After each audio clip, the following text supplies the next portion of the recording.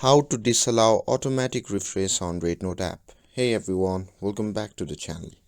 In today's video, I'll show you how to turn off automatic refresh in the REDnote app.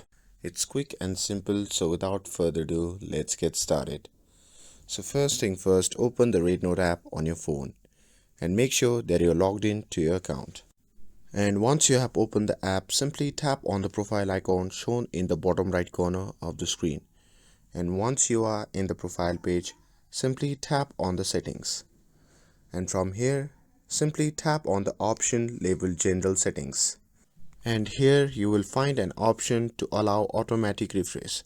Simply tap on it to enable this feature. And that's it. Now you can control whether automatic refresh is on in just few clicks. With this, if you found this video helpful, then don't forget to like, share and subscribe to get updated for more videos. Thanks for watching, and I'll see you in the next video.